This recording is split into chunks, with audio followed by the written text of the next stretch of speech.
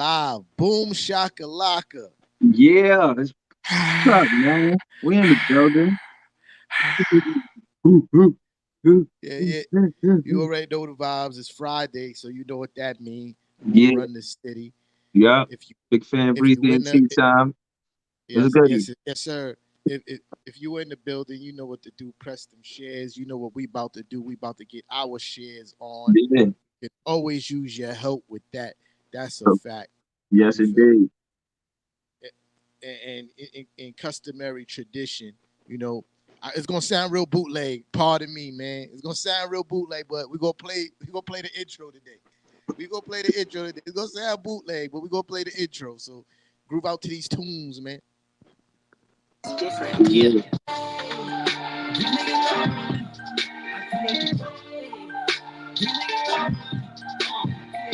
Yeah, my niggas one of a kind.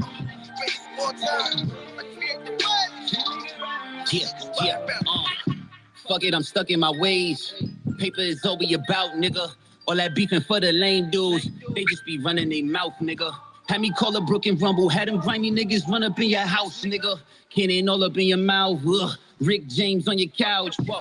Cheddar bang with the cloud. Oh, Barry Blue with the account. Oh, only losers talking down, but looking up to me when I come around. That's why I got the crown. These dudes ain't ill rapping, they frail, nigga. That shit I can't feel like in the skill. I'm sleeping on rappers like Bill after the pill, yeah. Fuck is on your mind, boy. Came back to put you niggas back in line, boy. Get a good looking niggas on your side, boy. All bitch niggas, whole click a bunch of tomboys. God, Staten Island, yeah, it's my boy. I ain't trying, I just do it on the side, split a guy. How y'all in the booth 4 days still playing catch up? You ain't even got a job.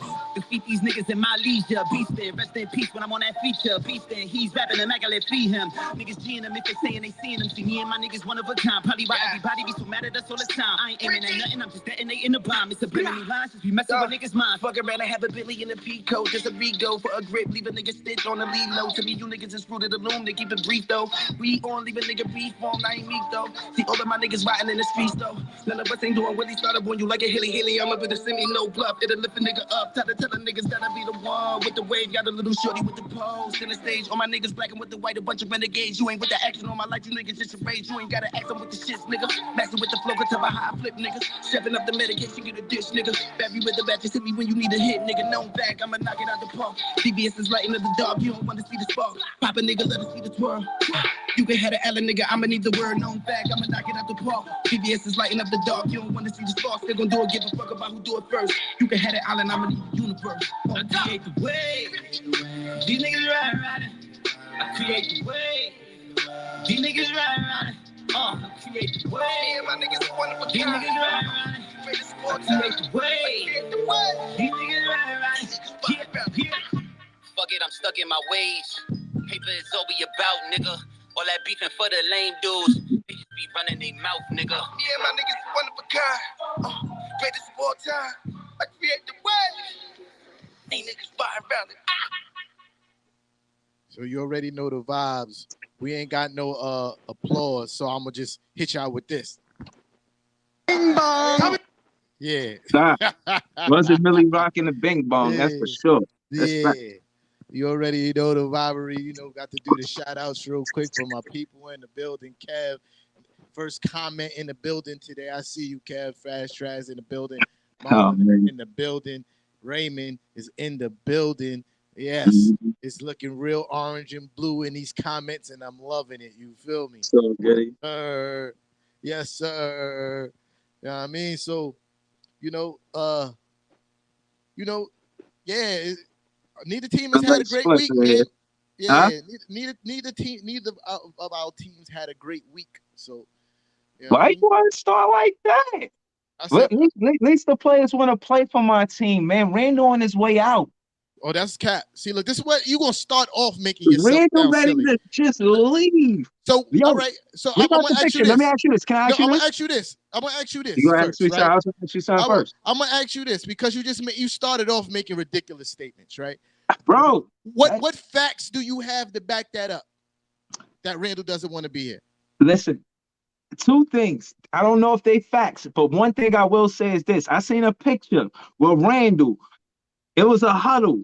Randall wasn't in it. He was outside of the huddle. Why is he outside of the huddle? He's supposed to be a Nick leader. So He's so supposed to that be the leader of the team. so that's what you're basing it on. Yeah, some of that. So And boom. I heard, Okay. I'm gonna let you finish. Go and ahead. I heard, and I'm not validating these what I heard. This is just water cooler talk. Just talk around the office. I hear that he'll leave for the right fettuccine. All right. For the right price, he might. LaGuardia is that way. JFK is that way. All right. So I don't know. here we go. Now, this is why I'm gonna make you look silly, right? Because one, you this is why I'm saying like you really need to know what you're talking about before you start talking about. Literally today, Julius Randle was quoted by the New York Post and other reputable sources saying that he reconfirming his commitment to New York Knicks, saying that he wants to stay here and help the Knicks win a championship. Whether Oh that be, my goodness.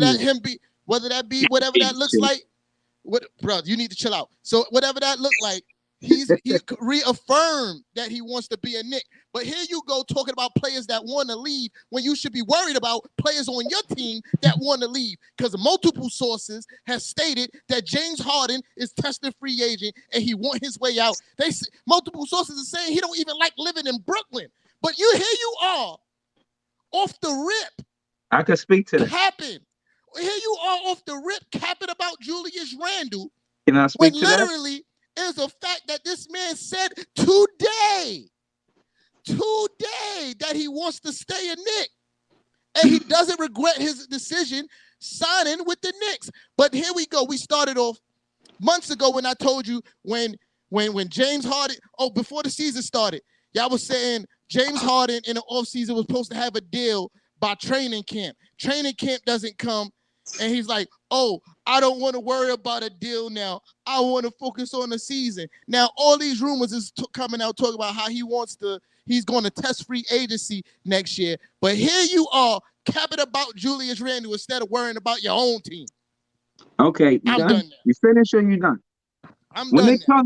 when it come down to Harden leaving, whether he chooses to leave or not in the offseason is not my concern. Hear this from Big Fan Breezy with the Brooklyn Nets vlog and hear me clearly. The truth is, a player knows at the negotiating table, we talking numbers. So if that is the situation, he's going to play well for his exit strategy. And he's been playing well. We've been winning more games with Harden than not. Kyrie came back. We're 3-3 since Kyrie came back. In the games he's played with, 3 games, we won 3 games, we lost 3 games. But for the most majority of games with Harden, when you look at the stats, we won the games like heavy on the like maybe 60-70% of the games we won with Harden. And I'm saying when he's on the floor, whether it be with him by himself or Kyrie or KD. Kyrie and KD, you know what I mean? So now that being said, Harden wouldn't get traded now. He would get traded or something like that in the off season. Is why I'm not worried. So I know he's going to play hard, and again, as far as negotiating, you're going to negotiate how you negotiate after you win a championship is different on how you Championship. negotiate on you know what I'm saying? If not, and I think that speaks to why he didn't sign in the offseason, because the way the numbers will look, because he only played into the second round, would be different if he actually was healthy and went the distance. So again, I think it was a good business move for him not to sign on the negotiation side. That's the business side. But as a fan, yeah, you want to make sure all of the stars are solidified that we stay.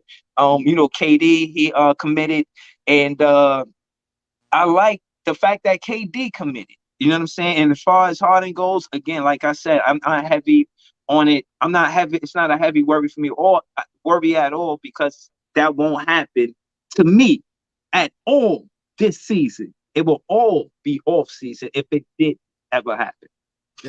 That was just a very long-winded puff of BS. What are you talking about, bro? You talk about I don't think he's you getting traded this you season. well If that's he true because does happen. that's true because the main team who wants to trade for him is probably Philly. You feel me? And Philly said they're not interested in dealing Ben Simmons into the offseason. But that's not even where I'm going with this. I'm going with the fact that Now all of a sudden you're not worried about it. You I'm feel me? not But worried. and who's to say who's to say they didn't offer him the max like they was planning on offer him the max? You feel me? Because up until training camp, both sides were very optimistic about getting a deal done before the season started. And then out of nowhere, there's no deal. And James Harden still puffing your head up. Oh, I want to resign. James Harden is out playing I'm every not, Nick player on your team. What are I'm you not, talking about? I'm not.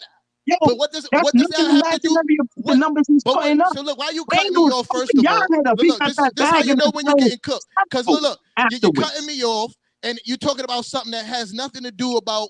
We talk about James Harden leaving right now. You No, feel but me? what I'm saying But is what his I'm saying is play no, is I still wasn't elite. done. I let you Randall talk is about your whole not long getting list. nothing Chillax. done. I let you give you all that the BS that you was talking. I sat here quiet for a reason. This is exactly the reason why I sat here quiet, because here you go talking about something that has nothing to do with James Harden wanting to leave the Nets after you said James Harden loved it here and he was going to be here. You And he feel me? confirmed And that. now, He confirmed that. He confirmed that with his words. He said he wanted to stay. In a post-game interview, right when the rumors came out, it was a game after we lost, and they asked him if he was frustrated. He said, "Yeah, I'm frustrated because we're not healthy. I'm frustrated because I know we a better team than the record shows." So yes, he came out and spoke to that exactly. But that was my take on it. What I'm saying is, I didn't hear you quote him say that he want to say. I heard you quote that he's frustrated. He want to say. Yes, he said exactly what he said. Because I told you exactly what Julius Randle said, word for word. Bro, that's what he said in the post-game interview. Yes, that's what he said.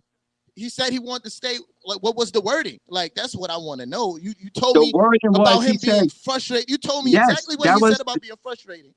He said the wording was, they asked Harden if he was frustrated. He said, yes, I'm frustrated because the record doesn't show the team that we are, and because of injuries. And he just explained it, and he was more thorough. I'll get the quote before the show ends. But he spoke to this direct question, like his quote. And again, emphasis on if he did, it wouldn't be now. It would definitely be in the off season. So my thing is, the championship run is still happening, regardless of the rumors. And that's what I'm saying. Y'all, on the other hand, was supposed to go in the playoffs, and Evan looked like he might get traded. Kemba looked like he might get traded. Burks might look like he might get traded. They trying to trade your whole squad. Oh, your whole squad is up on the trading. Like, they. First of all, that's cap. Not the whole squad. That's cap. So now, again, the new guys, they saying, okay, new guys didn't work. Not only the new guys. Again, this is what I'm saying about you needing to know what you're talking about, right? So, again, like this, because this is easily Googleable stuff that, since you want to bring these things up, you can easily Google this stuff before you start talking, right? But here we go, right? So now, the rumor is that they're looking to trade some veterans to make room for the new stars that's coming up. You feel me? They're open to trading veterans to make room for the new stars that's coming up. So now that means we might be looking to get more assets that we already have. You feel me? What assets y'all got? What you talking about? Oh, we have $1 million in change draft picks. That's what you call an asset. Like what do you mean $1 million in change? Like, what asset? How is that? What asset? Like, what specifically is the draft pick? I said, how you mean as an asset? Assets no, I said, what is the draft pick? You said it's like, how are you confused about this? This is a common basketball term. I said, what is the draft pick? What draft picks do you have? We have a ton of first and second round draft picks in the upcoming years. So late first round? Mid first round? It depends.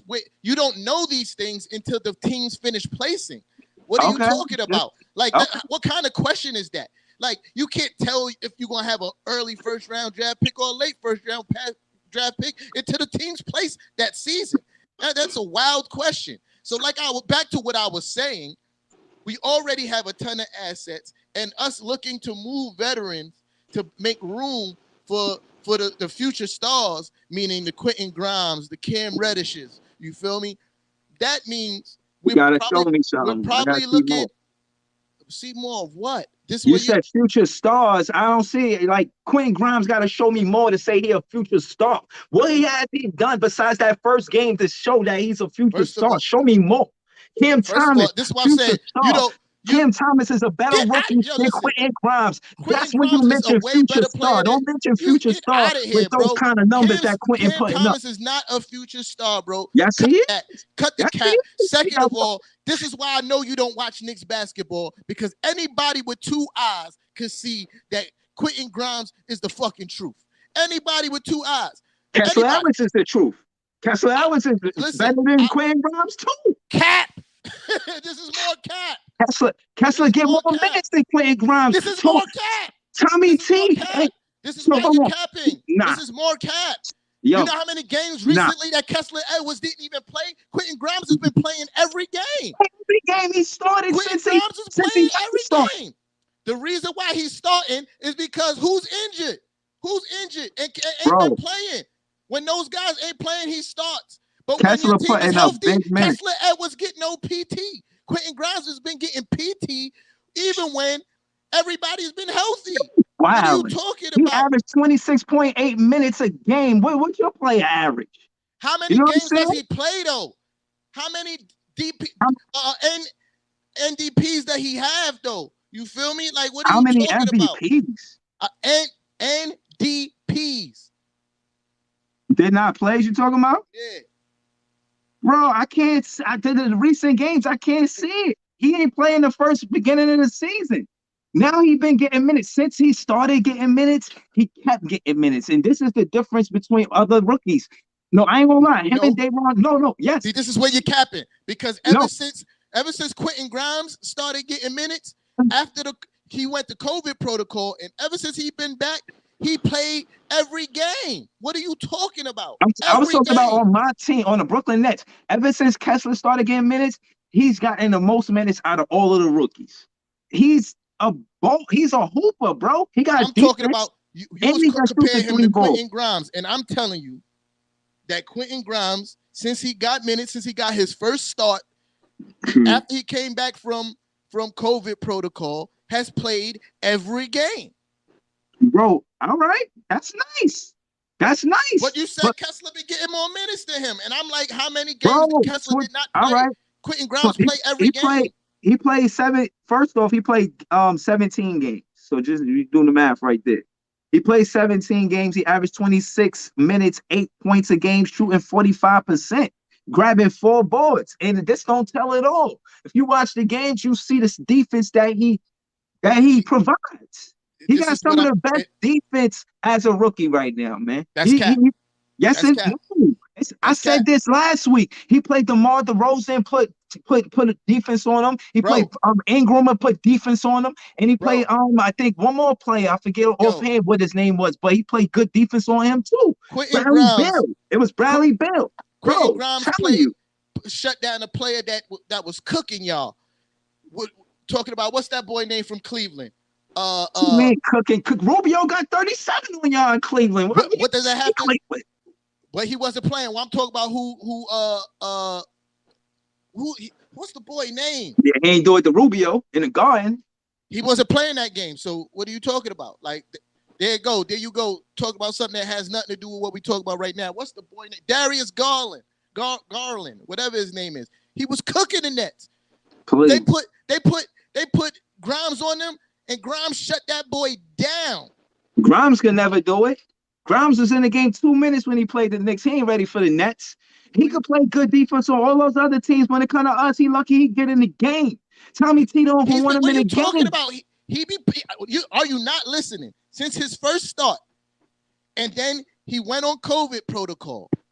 Since he came back, he's played every game since then.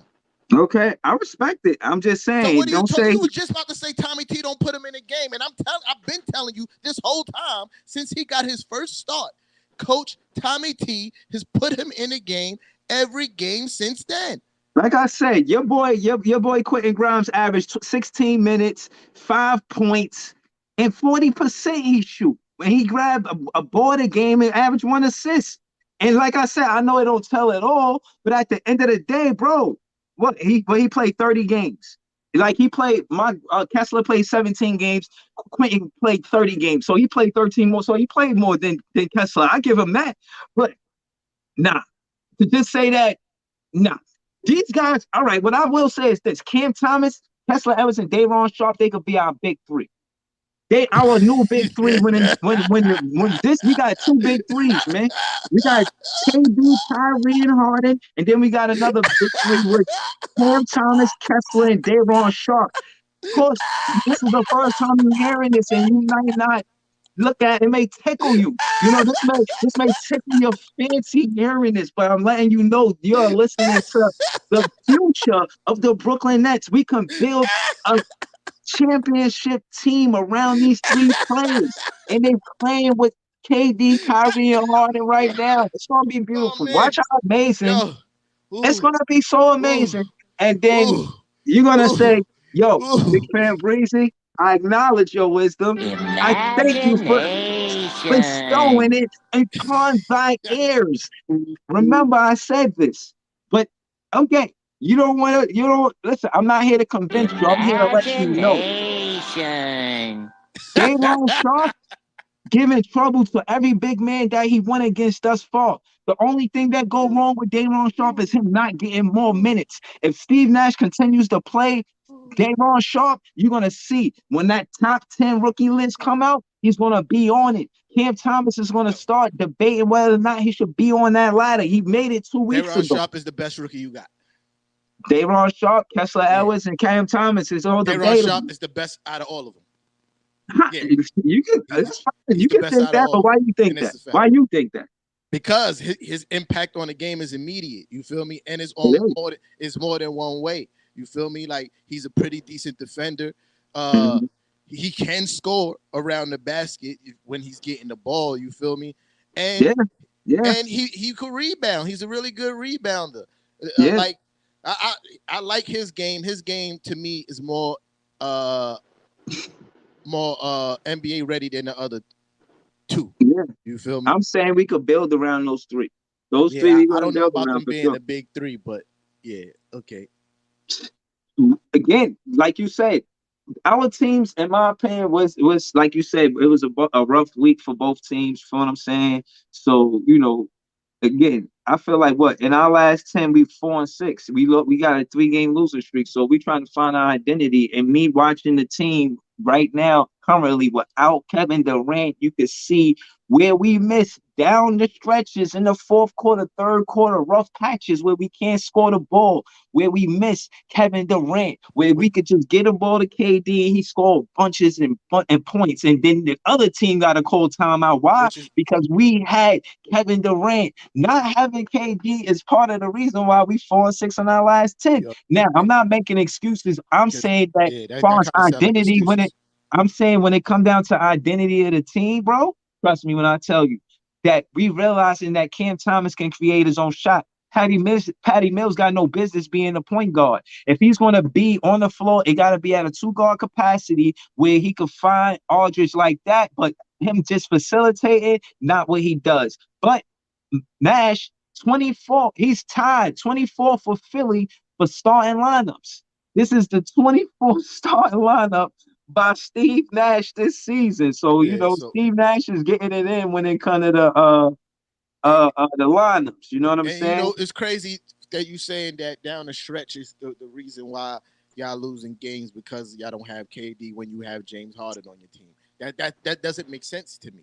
You feel me? No, Like to that me that it makes doesn't sense. that doesn't make sense to me It makes sense to me. because I you understand have how it's you have happening. a top 10, you have a top 5 player on your team. Well, before this season he was considered a top 5 player. I don't know if he still ranks that high I don't after know, man. He after the breaking season. records. You know what I'm saying? Mr. But Triple Triple. Mr. yeah, Triple I W. mean, but that goes along with his work from previous seasons. You feel me? Like No, that's I'm talking about yeah. Nets records. He's Oh, breaking those triple double well, records. first of all, that's not a hard bar to But jump I'm over. saying the You records feel he me? It's not breaking is him as a net. breaking net That's all I'm records saying. ain't really a high bar to jump over. But anyway, back to what I was saying. Especially Like at the Garden, they just get career highs like it ain't nothing. But I continue. mean, every team gets career highs put on them. So there's that. You feel me? But anyway, back to what I was saying. Oh yeah, a few Knicks put up career highs at the Garden this year too. So there's that. But you don't want to talk about that though, right? I know. Bro, I'm a Yeah. Nets fan. I want to talk about Nets stuff. So yeah. So back to what I was saying about the fact that y'all can't figure out how to close out games when you have James Harden on your team is ridiculous to me. You feel me? Like he's James Harden. We better at clutch games than y'all. I've seen James Harden, not recently, not since KD's gone down. y'all been looking sorry since KD's gone down. You feel me? Y'all was number one. Now y'all fourth, about to be fifth. You feel me? Like what? So yeah, since KD's gone down, it's been going downhill because y'all was number one. Now y'all number 5. So we're number. We're four. Excuse me. Right, we're number 4 in clutch games. To be specific, we're 16-9. In clutch games, the New York Knicks are number 16 with 12 wins and 13 losses. Tread lightly. Y'all lose more clutch games than win them. But what I'm saying, what we was talking about, what now we will talk that is encompassing the whole season. What I'm talking about since KD went down, y'all ain't been closing out no games. And I'm saying this. It's ridiculous that y'all can't close out close games. Just out of your mouth that you just said that y'all struggling and missing KD in the fourth quarter. You just said that. You feel me? So what I'm saying is it's ridiculous that y'all struggling this way in the fourth with James Harden on your team. You feel me? And as far as I disagree. You just said it. No, but I disagree on why we're struggling. Like I understand that defenses could collapse on the player because Harden does everything. So my thing is, what happens with Kyrie and Harden is on the floor, they can't double and triple Harden. They know that they don't know where the offense is going to come from with Kyrie on the floor. So I understand why we could lose with just Harden playing. And that being said, I know how we could utilize Harden without him just facilitating the ball. He could have Cam Thomas or another player break the defense down. Once that's done, then we could look for him in his spot, wait till he hot to find his shot, and then we good. That's how I look at it. Because Cam Thomas could break down the defense. This is another reason why this is a weak excuse. You feel me? It is. Because how are you saying they could collapse on James Harden when you talk so highly about these other players, but they're not good enough to help James Harden close games? We talk about Patty Mills, LaMarcus Aldridge. We talking about the rookies that you talk about. They're not good enough to help James Harden close games, and we're not talking about people that were considered scrubs. We're talking about Patty Mills, like he's a pretty decent player. We talking about LaMarcus. We talking about that's the record without KD. 3-4. We talking about LaMarcus Aldridge, who was a former All-Star and still playing pretty good basketball. Yeah, he got more votes than Randall. You seen that? To the All-Star? Is he going to the All-Star game? I'm just saying, Randall's supposed to be the leader of your team, and he can't get more votes than the guy off our bench. Who is he going? That's my question. Is he going? But these are the same Randall fans. Going? These are the same fans that voted Andrew Wiggins into the All-Star game. Like Devon Carter got more than Evan.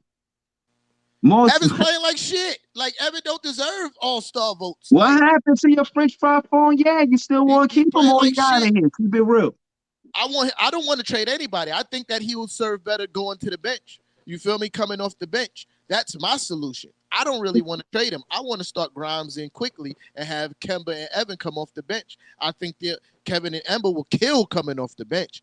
They'll be playing against lesser talent. They don't have to worry about sharing the ball with Julius Randle as much and RJ Barrett. They could go and search for their own offense with the second unit versus trying to fit in playing with RJ being the third and fourth options on the offense, because that's what they are. Like Julius Randle is RJ's the number 1 now. Julius Randle's the number 2. Then Evan and Kemba are 3 and 4. In the second unit, they immediately would go to, if not the first, at least the second and third options with the second unit. I don't think that we should trade anybody. I think a simple solution is moving Evan and Kemba to the bench. They would kill there. Yeah, that's my solution. I mean, again, y'all added them for offense, and in the top 10 offensive ratings, y'all not there. My thing is with us, I feel like what we need to work on with KD not there is finding someone else to go to because defense will stop us from just going to Harden to win the game. And I seen Patty Mills flourish. I seen Cam Thomas flourish. I seen Kessler played great defense the whole entire game. I see Dayron Sharp. We win a lot of games when he gets minutes, and I think Nash is going to have to put his foot on the coach pedal and put Dayron in more minutes. The only reason why he didn't play last game is because of a non-COVID related illness. So I imagine he'll be back in the lineup, and we don't have a situation where we want to trade the rookie Dayron Sharp. Or, in my opinion, the trade talks we got wasn't really hard, and it was on Nick Claxton, Bruce Brown, Javon Carter, and James Johnson, right? So James Johnson is funny. He's one of those interesting pieces. I can see why he'll be on the trade block. Javon Carter, he had a good game the other day. We always tease him as net fans, but he had a good game the other day, so it works well for us. Either he does that with on our team, but we need more. We need him or Bruce Brown, and I understand why they want to trade them because we were winning games mostly when we had the best 3-point perimeter defense, and we had that with Bruce Brown. So Bruce Brown not being able to deliver on that, Malik Monk, we had a hard time in LA. He came and scorched us. Uh, Rivers, the next game, he came and scorched us behind a three. So my thing is, Bruce Brown's supposed to stop that guy. If Bruce Brown is not going to stop that guy, I feel like they're going to go forward from Bruce Brown. You understand what I'm saying? And same thing with Javon Carter. If he's supposed to be a 3-and-D guy too. If he can come in and help Harden facilitate as in make sure he brings the ball up where if they try to trap Harden or put pressure on him, he's there to help bring the ball up the floor and he could decrease our turnover assist turnover ratio, like less turnovers, more assists, then that's where he's for. Or I think we will, you know what I'm saying, put him part of a package or something like that. But, I said all that to say we have to collectively beat these teams. We can't just go to KD in the fourth quarter because he's not there. And I think a go-to guy we do have is Cam Thomas. He does have a game winner. I think we look to him more when KD's not in the situation until he comes back. So I like Cam Thomas, and I think he will be a go-to guy for us, especially in these coming games.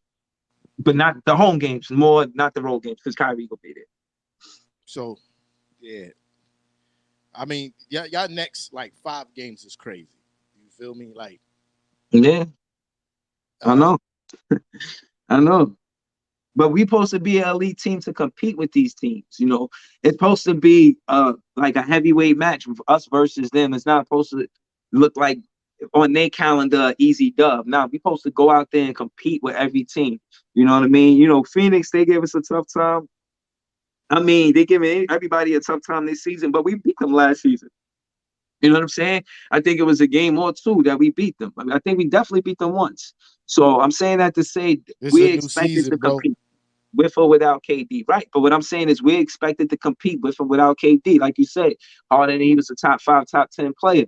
He's expected to compete. And again, he shows up. Him and Patty Mills, they had a great Christmas game where it was just him and Harden, and they did their thing. You know what I'm saying? That was a big game. We lost to LA the other day at the Barclays, and that's because Patty is cold. In my opinion, I want to see Steve Nash do a little more coaching there.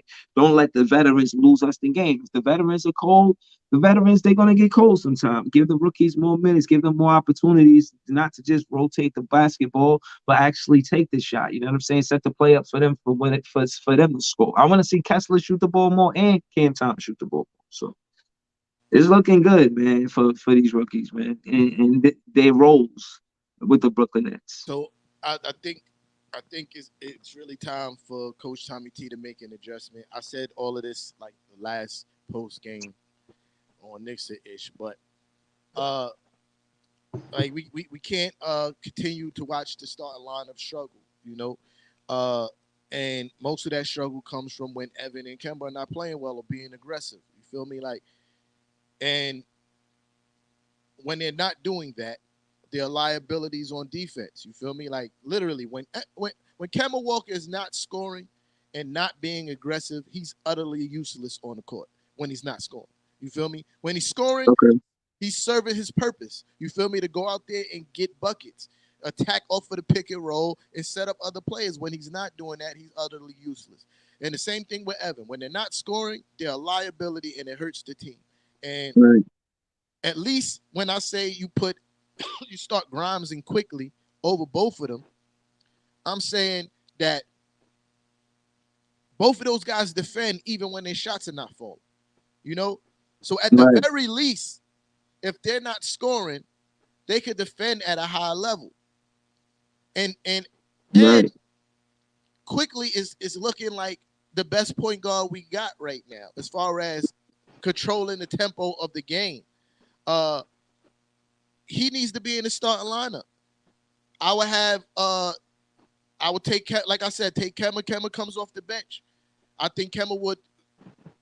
I think that's part of the reason why Rose is playing so well this late into his career is because he's going against most teams' second unit, and ain't nobody on the second unit could really fuck with Derrick Rose. Like, and I No, feel like obviously. and I'm saying the same thing could be the case with Kemba Walker. I don't see too many backup point guards being able to fuck with Kemba Walker, and I don't see him being as much of a struggle going against second units point guards defensively because they're not as good as the first guy. You feel me? So Yeah. You know, same thing with we Evan. went yeah, The we same went thing like with that with Evan. Patty Like Mills. Yeah. the same thing with Evan. Like I think those guys are like, and I think that's the biggest part because defensively we're still playing pretty good basketball. We're keeping most teams around 100 or below 100 points. With the occasional game like Miami here and there, those are going to happen. You feel me? But on a night-to-night basis, we're still keeping teams, even when we're losing, to under 100 points or right around 100 points. Our issues is getting off the slow starts because of the starting five Mm-hmm. and slow third quarters because of the starting five. Mm. Like if my thing is, it's time for Coach Tommy T to realize that and make the adjustment. Like you can't keep on trying the That's same what I thing. was saying. You He can't ain't keep on coach of the trying the year same this year. thing. Yeah, obviously not, but losing. Well, you can't try the same thing over and over and over again and expect different results. You feel me? Mm-hmm. Time for him to realize that Kemba Walker and Evan Fournier in the starting lineup, even the Alec Burke at point guard situation is not working. The pace is too slow. If you watch when I watch the games and I watch how Julius Randle and RJ Barrett play with uh Grimes and I Say, who huh? team is it, bro? You don't. So I see what you're trying to do, but Who you're not team saying. is it, bro? I see what you're trying to do. I'm gonna answer you, but I'm gonna say this. I see what you're trying to do, but Yeah. you're not saying anything that I already haven't said. I just didn't expect it to happen this quickly. Uh-huh. I've said that this is going to be RJ Barrett. And right or wrong, did I not say this is going to be RJ Barrett's team in the future? I said it is now. But all I'm saying is I wasn't expecting it to happen this quickly. I didn't expect RJ Barrett to make this big of a leap in his game this quickly. I thought that we might have needed another season to see the way that he's playing. You feel me? Mm-hmm. So I already said this was going to be RJ Barrett's team. Like, this is not a surprise. Even with Julius Randle on the team, I said this is going to eventually be RJ Barrett's team. And I was just not expecting it to happen this quickly. And I'm happy that he's blossoming this quickly. I think, but back to what I was saying was RJ Barrett and Julius Randle play differently when Quick is on the court. Julius Randle operates the best out of the pick and roll when Quick is on the court. Quick don't allow Julius Randle to bring the ball up every possession. You feel me? Like Quick is going to push the pace. And this is why I think Quick need to be in the starting lineup because he's going to push the pace and force Julius Randle to run up the court. You want the ball, you're going to have to run up the court, bro, because he out. You feel me? Him and Grimes and RJ Barrett and Mitch, because Mitch want to get some easy buckets down the court too. those guys are going to run. And that's what we need to do because our offense, when we have Kemba Walker at point and when we have Alec Burke at point, is the slow. They have the slowest paces in the NBA for guys who get those kind of minutes. Alec Mhm. Burke is has the slowest pace in the NBA for the guy who get this kind of minutes, and Yeah. Kemba Walker is number two. You Mhm. feel me? That's Yeah, why no, the offense is struggling. yeah, no, But yeah, I I can, digress. I can speak to that because listening to the announcers, shout out to the announcers when I listen to the game, they always talk about pace, and they talk about what team has the fastest pace and what team doesn't.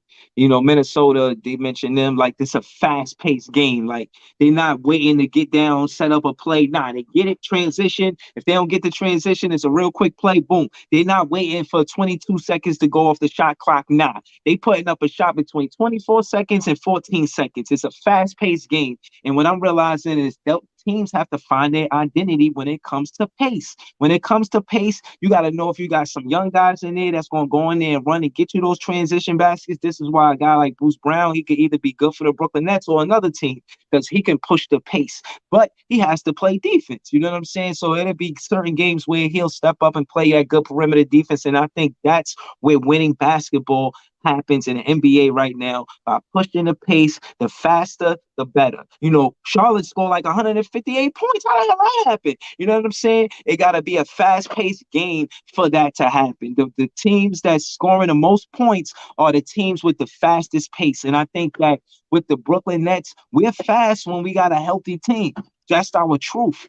But again, we have to slow our team down when LaMarcus Aldridge is getting more minutes due to injury because he's a big man. And I watched LaMarcus Aldridge. Boy, he's slow. He's not getting down the floor at no fast pace. You know what I'm saying? Yeah, he was never a fast player. So Right, you right. can't So even blame that on age. He was never fast. no, I'm just saying, when you looking at teams and winning and identity and what we need to do to have a winning back culture, winning identity is know the pace of our game. We attack the basket, we fast, and we take way more 2-pointers than 3-pointers. That's the big difference between the Brooklyn Nets from last season to this season. So our identity is fast pace, when we fully healthy. Now it's kind of harder. He very. I ain't gonna lie. He's a genius with the ball. It's hard to say what he'll do. He switches the momentum.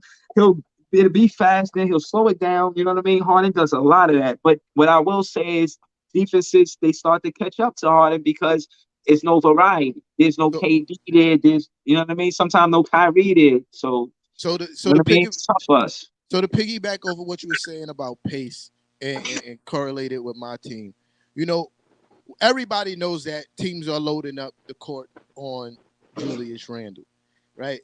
And the quickest way that the easiest way that you could do to diffuse that and get him some easy buckets to get him going is to speed up the pace.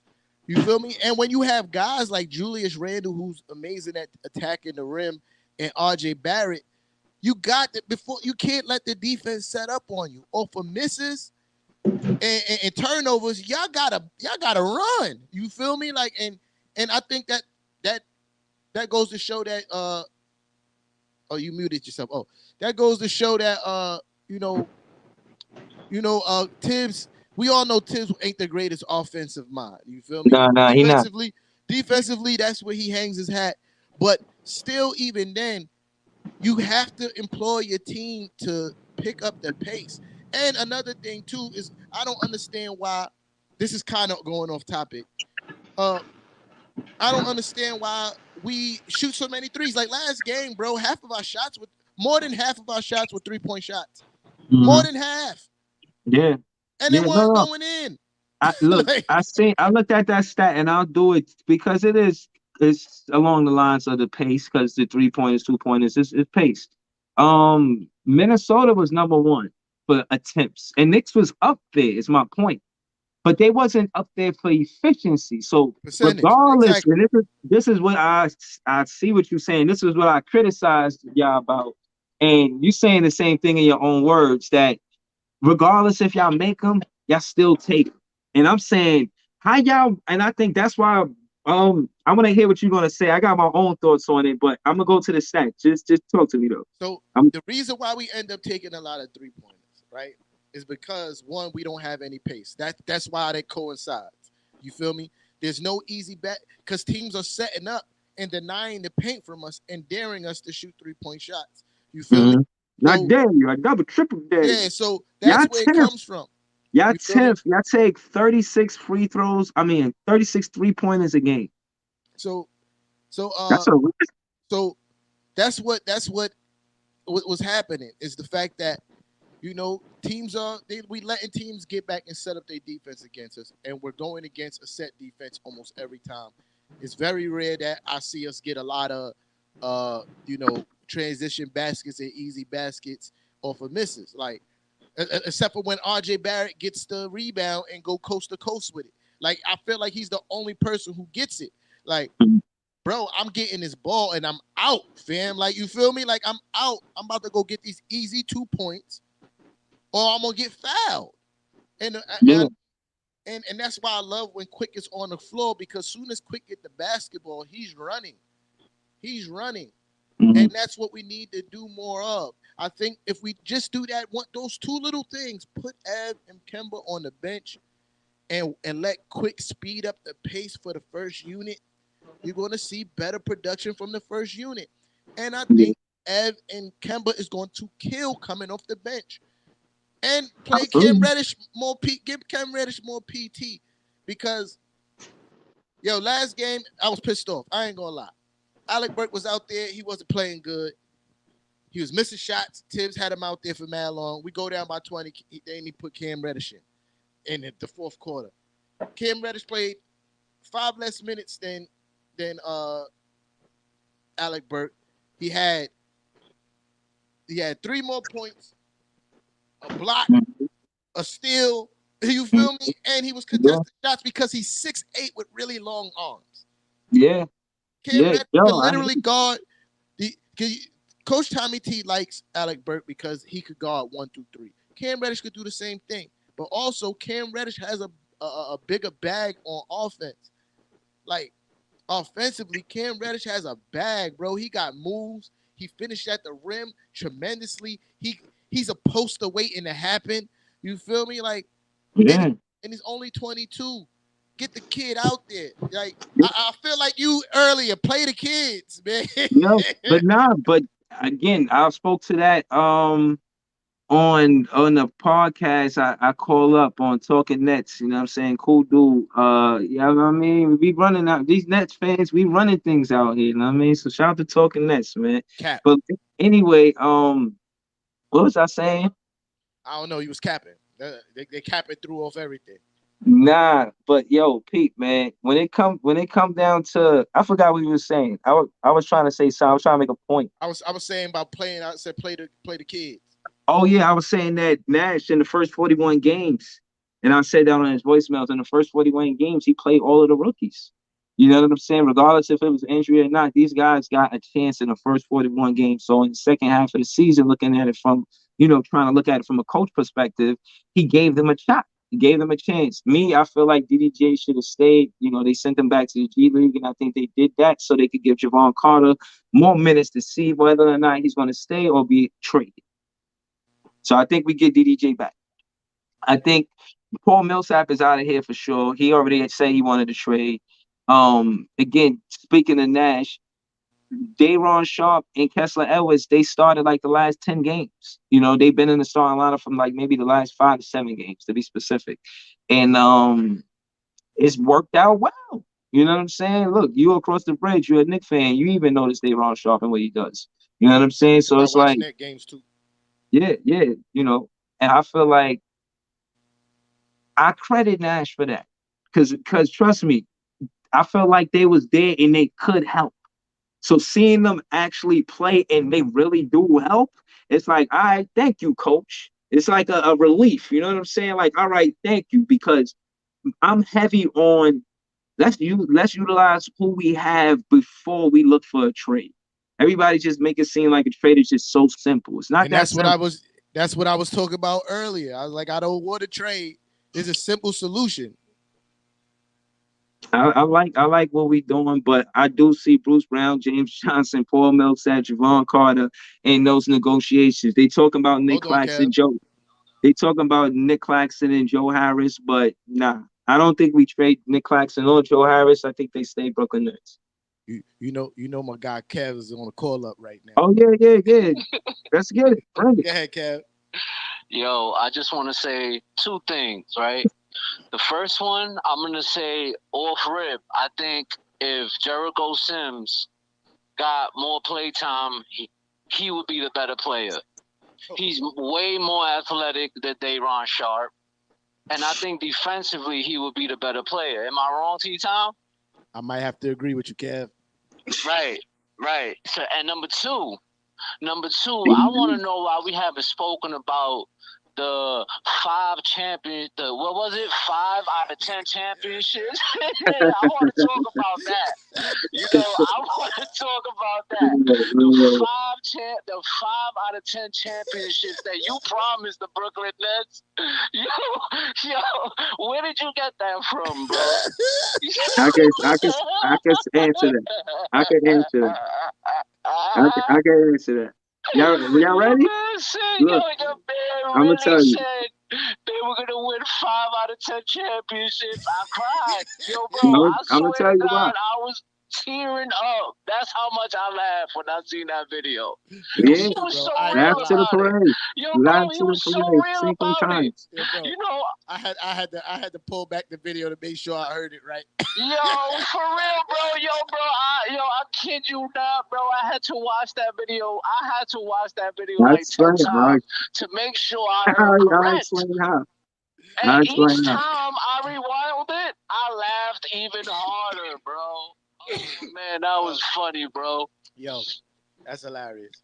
Yo, I Kev, Oh, can we speak man, go to bro, that. we yo. go I we can go we speak gonna to give that. him a chance to answer that. You feel me? All Right. right, bro. Yo, love to both of y'all. You Always already got know love the for vibes. y'all. Knicks run the Right. city, baby. Yo, Kev, I see you. Yeah. I see you.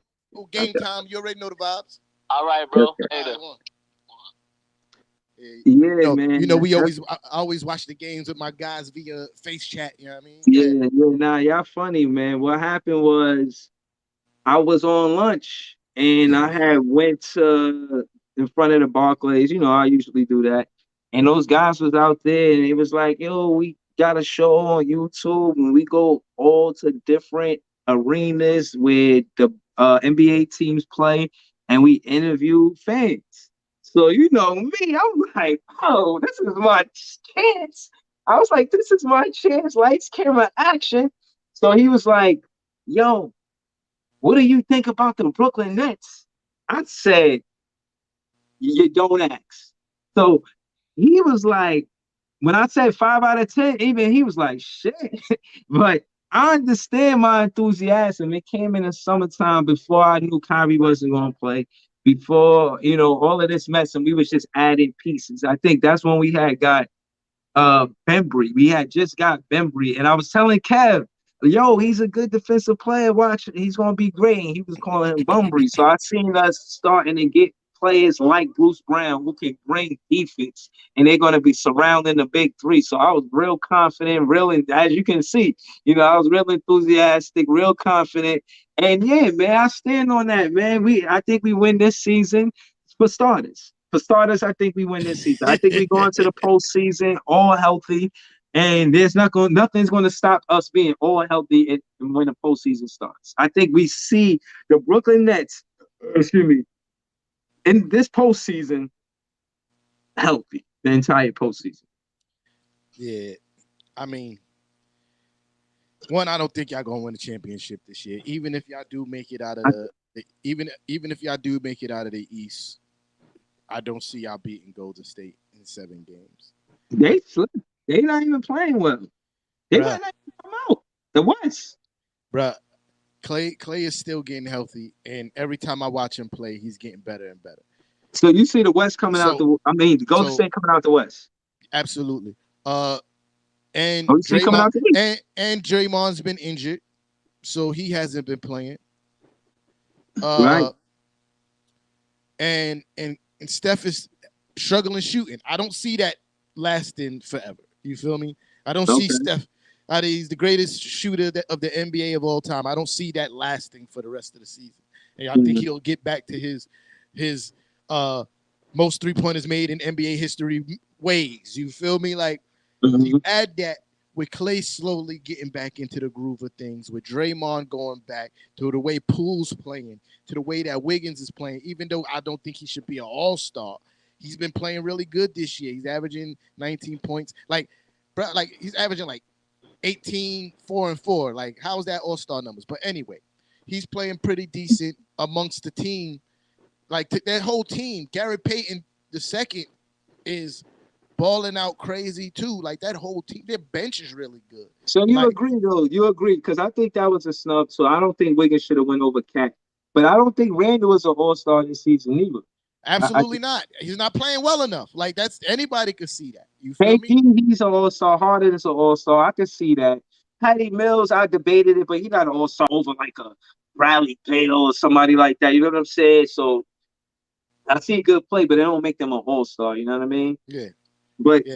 you want your team leader to be an all-star, or at least be in the talks of it. And I Listen, feel like Randall got outplayed a lot versus these other forwards, like the other night versus Bam. Bam, you know what I mean? I just feel like I don't know. I don't know. I I didn't see mean, the game to be honest. I don't even know Bam what didn't Bam did. really. Bam, he had a great assist game, but Bam didn't really score. I feel like we did a pretty good job defensively against Bam on his But scoring. but but speak to But that. Well, but Randall and top versus other top forwards. Do you think so he's the elite I think or Randall. Be perfectly honest, Randall's get defended differently than all those guys. You feel me? I don't think nobody. It's rare. So like I'm gonna give you an example. This is something that I thought of earlier, and I said I was gonna say tonight. sound like a cop out, man? It's not. It's not. This is facts. You feel me? I remember there was a period where everybody started putting the quote unquote wall up against Giannis. Giannis started to struggle against that. What did they do? They made sure that teams couldn't put the wall up against him. You feel me? And they put nothing but knockdown shooters around Giannis. That Mhm. wall shit does not work against Milwaukee anymore. You feel me? Like, Right. and my point is, they're not putting up a wall against Julius. They're packing the paint. You feel me? Like But literally. Evan was supposed to do Hold on. that. Did you say he was known for 3-pointers in the corner? And I'm getting there. I'm getting there. So we went out and got these guys that were supposed to be able to shoot, but they're not shooting well. So what teams are doing, they're continually doing the thing that works against Julius Randle.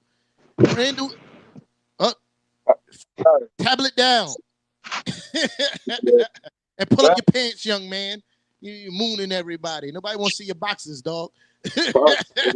Sitting down. It just happened when I came up. Yo, so every teams are doing the thing like Julius Randle, though he had a good 3-point shooting year last year, he wasn't taking that many threes.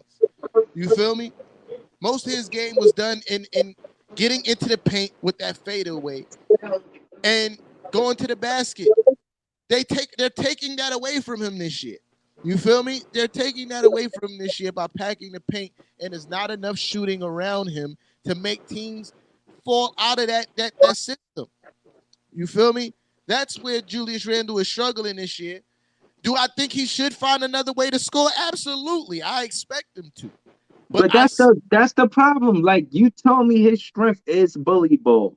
But my thing is then you say he do everything. So my thing is doing everything for Randall shows that he can do it, but it doesn't show that y'all can win like that. And no, I think that's the my problem. thing is his strength is bully ball. But he can do a little bit of everything. He can shoot. He can pass. But you don't want him to have to do that all game. You feel me? Like this is why you brought in other guys that were supposed to help. I think Evan is supposed to be a key. Yeah, I was telling Kev in our group text. I like it when Evan scores close to his last year's season average, we win every time.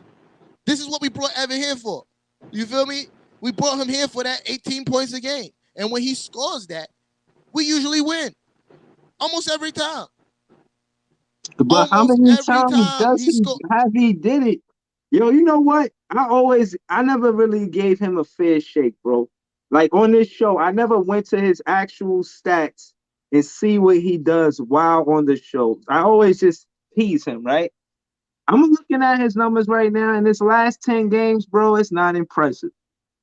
Yeah, he been playing like shit. It's okay. He got rightfully so. He do got 5 games where he scored double digits. But still, he scored 0 one game, 6 another game, shot 2 for 9, then another game shot 2 for 8, then 3 for 9 and 2 for 7. If that kind of money they paying him, they want him to be more consistent than 5 out of 10, bro. Absolutely. And that all goes along with aggressiveness, bro. Like aggressiveness, mixing up your offense. Like Evan struggles with his offense is primarily focused on his 3-point shot. When he's going to the basket, hitting that little mid-range floater that he liked, you feel me? When he's doing stuff like that, hitting mid-range shots on the pull-up, that's when he plays well. But when he just in the words of Walt Clyde Frazier, meandering on a 3-point line, you feel me? That's where he struggles. Y'all play the Bucks tonight? Yeah. Okay. That's gonna be a rough game. Yo, I hope y'all beat them, man. Yeah, I hope so too. You think y'all win that? We usually play them pretty good. You feel me? So well, y'all played them this season so far? Yeah. We beat them our first time. They beat us the second time. Okay, this game 3. I think we played them 4 times. I'm not sure. They probably beat us the last 2 times. Okay. Yeah, but yeah, so we usually play them pretty good. I was about to say it's like Kemba as well. Like when Kemba's not attacking, bro, it's hard to watch him on the court because it's like, yo, bro, like what are you doing? Like, don't you want to score the basketball, bro? Like, what's up? Like, yo, I feel like, all right, Evan, right? They said versus Milwaukee, he played this the 3rd game. His percentage is 12%. He shoot bad versus Milwaukee. You know what I'm saying? So if he shoot bad versus Milwaukee, that's make sure Randall it's easier to guard Randall because you might not even contend his 3 now because he's been cold all night. You could just double Randall or whatever. But I think that's what Randall was saying. I see why Randall was frustrated, bro. Yeah, I was saying, yo, Randall, he's cynical Randall. I'm saying it's because the pressure is getting to him and he's melting out there because he's upset at the offseason moves. I don't think he was happy with. Bro, listen, bro. Nah, I'll tell you this. I don't think he's happy with it, bro. I'll tell you this, right? I'll tell you this. Name me one player in the NBA history that was happy when they were losing and struggling. Name me one. I promise you. Name me one. No. Because that being said, I won't name you one. But I will say they can trade it after that. Players traded around an unhappy star. Even if we look at, you know, if we look at this generation's greatest player, LeBron James, right? Mm-hmm. When his team is struggling and they're losing and he's not playing particularly well or he's playing well and they're still losing, LeBron James is pissed off. He walks off the court. He sits at the end of the bench. You feel me? Because one thing about Julius Randle that he's been consistent with ever since he got here is that he wants to win. You feel me? Like, that's what he's here for. And one thing that's been consistent with Julius Randle, whether it be his comments after the game or even watching the way he plays on the court, he wants them win no matter what that looks like. If that looks like he wasn't even pulling up after the game. He was like skipping media day for 7 days straight. So what he said is that the team made him unavailable. And that was his response. He's like, the team made me unavailable. That's it. You feel me? PR person. They needed a PR person to clean up what he would have said, I guess. No, he didn't say nothing else but that. Like, it wasn't a PR person. Who's to say that the team didn't make him unavailable? Because what you want to do as an organization is protect your star. You feel me? You know he's getting a lot of scrutiny. You know they're going to blame him for everything. Nah, hit the showers. We going to pay this fine, Playboy. Don't worry about it. We going to pay this fine. That's one way to look at it. I respect that. So back to what I was saying was, like I was saying, like LeBron James and all that, nobody's happy with it. And one thing that he's been consistent with is the fact that he wants to win. And like I was saying, whether it's his comments or his play on the court, he's willing to win no matter what that look like. Like if it involves him getting 10 rebounds and 8 assists and 10 points, he's willing to do that. Because you'll see the nights that RJ Barrett got it going, he's just giving RJ the ball. So go ahead. Even on the rare occasion this season when Evan has been hot, he's just been giving Evan the ball because at the end of the day, he wants to win no matter what that looks like. You feel me? But at the end of the day, him being the star of the team, he's going to get all of the scrutiny when they lose. To speak to that, my thing is, yeah, but to take the decorations off, sometimes it's not that complicated. It's simple. You guys been missing free throws. So my thing is, why the coach ain't got them in the gym shooting to their arms as noodles? You know what I mean? Like, what's going on? Free throws? Come on, I feel it. Trust me. What happened to us with LaMarcus Aldridge the other night? And again, that's a veteran. We expect a veteran to knock down some clutch free throws for us to win the game. So when you lose the game because a veteran misses free throws, you can't be happy with that. You know what I'm saying? You gotta fix that. That gotta be adjusted. We gotta work on that. Speaking of losing games because of free throws, literally, our last, except for the Heat game, our last maybe like 4 games, the difference in margin of loss was the free throws missed. Mm-hmm. You feel me? Yeah. Like, bruh. Like, no, I seen it. Kev, I seen him do a vlog, and y'all had lost by 2, but y'all missed 10 free throws. Bruh, you feel me? Like, that's crazy. Same thing with that. That's the Cavs game. That was the Cavs game. All right. That was the Cavs game. Same situation with the Pelican game. If we make all our free throws in the Pelican game, we win that game. Mm-hmm. Same thing with the game before that. When we lost to the Timberwolves, we lost by 2. If we make 3 of the 10 free throws we missed, we win that game. So that's 2 games right there. Bro, that's 3 games right there. Okay, so no, look, before you go further, right? Let's talk about what 3 games mean to the standings, because it's crazy right now. Yeah. 3 games. Say y'all win those 3 games, right? Y'all would be 26 and 23. 26 and 23 is good enough for 8th place. Yeah, we definitely be at 8th place. Yeah. You know what I'm saying? Or the way it works, did y'all lose to any of these specific teams that's before y'all? Did y'all lose to the Wizards, Raptors, Celtics, or Hornets? The Hornets. I think the Hornets. Y'all would have been in that mix. You know what I'm saying? So that shit is crucial, like you said. And that's more to my point when we discussed last week about the referees, and we could get into that. Yeah. That you said that, you know, if it's a ball organization, you know, they missed the playoffs because of the referees to stand in third. All right, case in point is, right? My argument is the free throws is more relevant. You know what I mean? So now you add the refs, this is insult to injury. The refs missed the call for y'all to miss the call, and y'all don't get the foul. So now this is a situation where y'all do get the foul and y'all miss the free throws. Yo. So it's like, damn, you know what I'm saying? Like, yeah, this is not Nets or Nick. That's not on the refs. That's on y'all. This is not Net or Nick related, but is about the refs. You remember the Clippers came back from 37 points or some shit like that, somewhere around number 35. Okay. The Wizards. Okay. All right. That 4-point play to seal the game wasn't a 4-point play. There shouldn't have been no foul. The referees, the NBA, put out a statement, you know, the 2-minute report, and the 2-minute report that says that shouldn't have been a 4-point play. There was no foul. And that 1 point is how they won the game. Like, bro, what does your and that's my point. What does your 2-minute report do for me? To me, I think it's unacceptable. I think they gotta tighten up on that. You know what I'm saying? You know, I think, me personally, because they do have referees watching in a studio booth, as well as they have the referees on the court.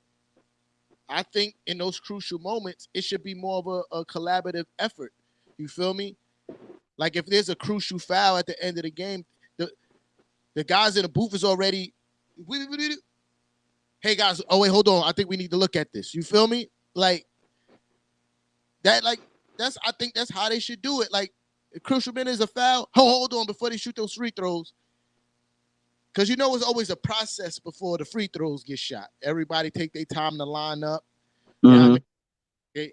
That's enough time for a referee in a booth somewhere to look at the play 2-3 times and radio win to the guys on the court, hey, hold on. Think y'all guys should take a look at this foul. Yeah. So just to make sure that we're not costing, I don't know, maybe I'm just over, that's maybe OD. That might be a little bit OD, but we have to find a better way, especially in the closing moments of games, to make sure we're calling the right calls. I understand that human error is a part of the game. Same thing like baseball. They be like, somebody's like, I remember years ago, they was like, we should, get more of a electronical system to call the strikes in balls. But human error is a part of the game. Same thing with refs. Just like the ref being a part of the court. Right. You feel me? Like that's a part of the game, bro. So, but when it's in a crucial but those replay cameras, all of that is necessary. That's why the coach challenge is necessary. Again, one of the best things the team could utilize is that coach challenge. You know what I mean? But giving them one only that handicaps them. You feel me? Like, but you still got to use it. Excuse me. You know what I'm saying? But what I propose, what a lot of people propose, even a lot of commentators that we watch, they all propose the same thing. You start off with one, but if you get it right, you get to keep it. You feel me? Yeah. You get to keep it. Coaches will be more inclined to use their challenges if they know that they're right and then they get it right and they still have a challenge. So now you can use it for a more crucial part of the game down the stretch. Coaches almost never call a challenge in the first 3 quarters. Like, they're always waiting for the fourth quarter. And then that also puts you in a weird spot too, because you need your timeouts in the fourth quarter. Yeah. But so you don't want to risk. You don't want to risk challenging, losing a challenge, and then losing a timeout. Right. So again, to add to that, I feel like that's why I like coaches that aren't nonchalant. I want to see the coach jump up, get mad, tell that referee, look for that. That player is hooking my player, making my player look like he's fouling him, but he's fouling my player. Like, look for this and look for that. That's what, in my opinion, a good coach do. He's get the referee in to say, yo, look, y'all calling a foul on Tesla Edwards, but he playing good defense. Watch what that offensive player is doing because of this, that, and the third. I need the coach Nash to do that. And I see him getting a little more animated, and I like it. The more assertive Nash is, the better for the Brooklyn Nets. I'll be scared for Coach Tommy T, man, because the way he be yelling at his age, I was like, yo, coach, you got to chill, bro. Like, he be cursing these refs out, bro. He be cursing. To add to what you said, the referees, they have to be G League referees for them to be NBA referees. Yeah. And their opportunities, it comes from multiple things. So, and it's not necessarily they're going to get the call to the NBA. They might go to the WNBA. You know what I mean? And I guess, and they show the difference, like on what a referee makes per year and per game, and as far as experience and, the beginner level. And again, my thing is, how stringent is the process to become an NBA referee is what I was kind of looking for. They got to put in a lot of work, son. Because like I said it last week when we were talking about it. It say professionals, referees have a really tough job in bold letters. In bold letters, bro. Tough job. Like, yo. But something else too that we don't talk about, because everybody's talking about how rough of a year it's been for the referees. This year I've seen more new referees than I've seen in my whole entire life.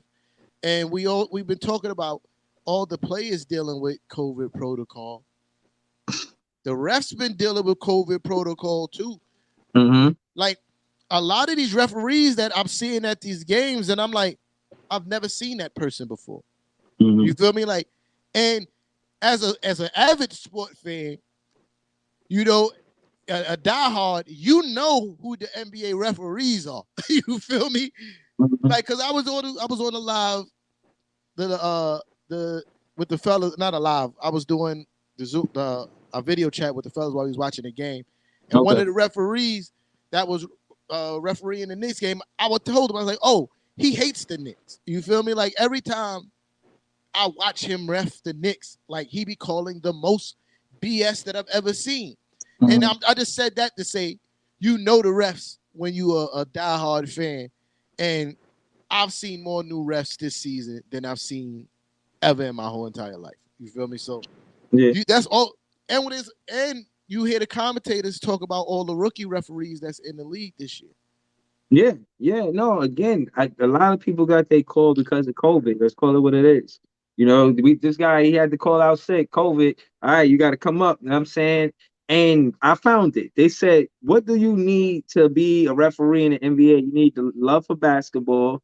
I mean, this isn't the technical, but the love for basketball, basketball knowledge. This is what I want to say: thick skin and short memory for those controversial calls.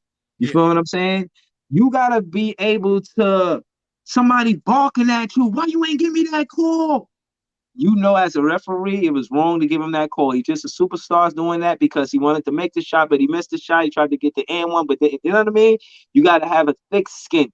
So before all those other qualifications that school and this and that, they even tell you right here, you yo, gotta have a thick skin. to to coincide with that, it was a game where Taj was thrown out super quick, right? I Taj remember gets that it, game. bruh. He got the tech, and usually after you get the first tech, the ref will let you, you know, let that steam off. Ventilate. Bruh, he didn't give Taj no room for nothing. And that goes with having a thick skin and not being used to being an NBA ref. You feel me? Like Hmm. everybody knows, like even the commentators, like he was looking to throw Taj out, like because most of the time after they get the tech, they'll turn their back and start walking away. You feel me? But he was like he was just staring Taj down, and then he gave him another tech. That's not having a thick skin. Right. No, no. And also with the thick skin, it says short memory. Like in that situation, player getting you hot because he mad at a play or whatnot, right? Last play. You supposed to be understanding of that. You know what I'm saying? And it says for those controversial calls, like it specifically say thick skin and short memory for those controversial calls. They also ask to have patience, good physical shape because you got to play 48 minutes. It ain't like the players where you get a timeout.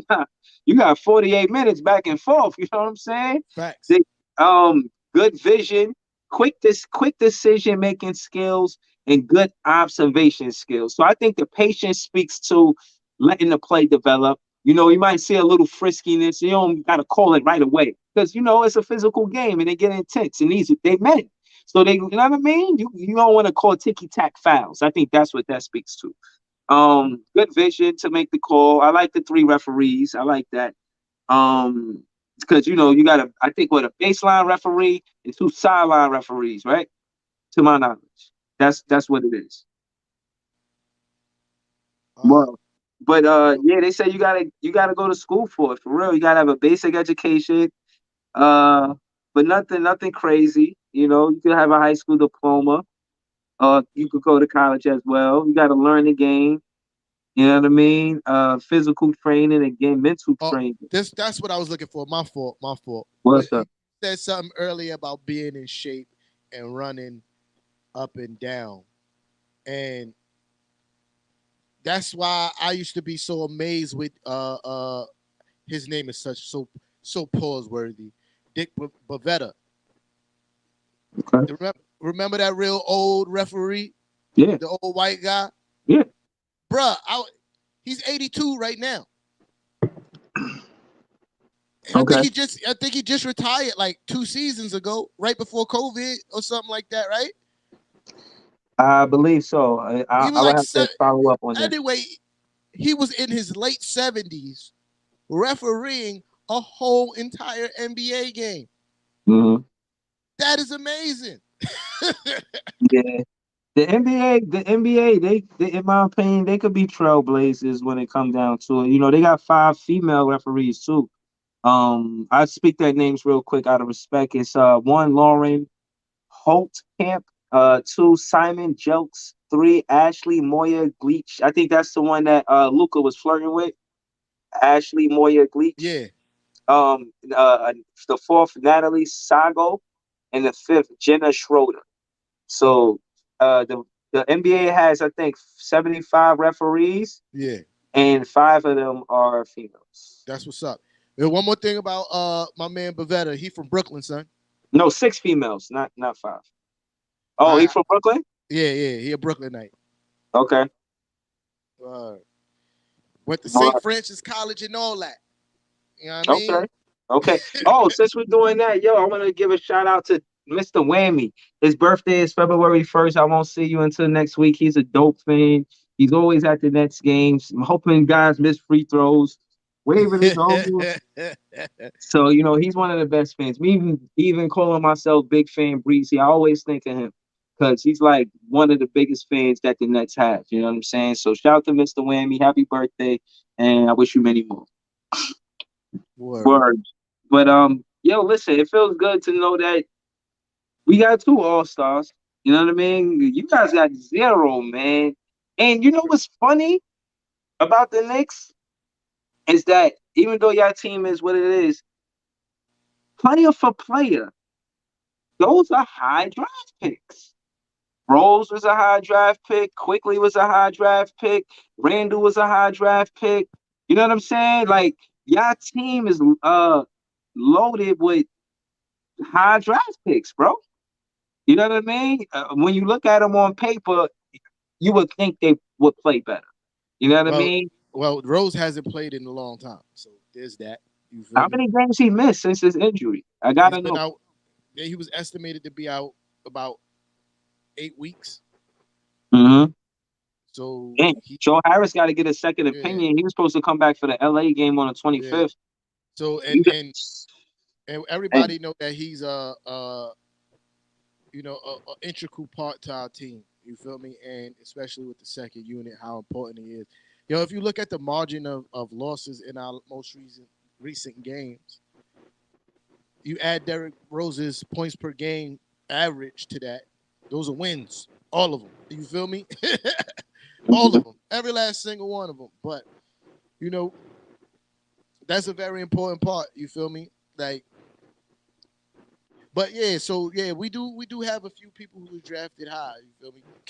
But you also gotta also remember that 2 of those guys are kind of on the end of their careers. You feel me? Like that being Derrick Rose and Kemba Walker.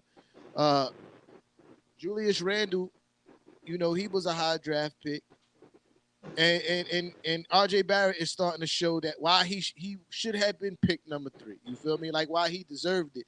He's finally starting to show that. But as a team, as a whole, we haven't been consistent.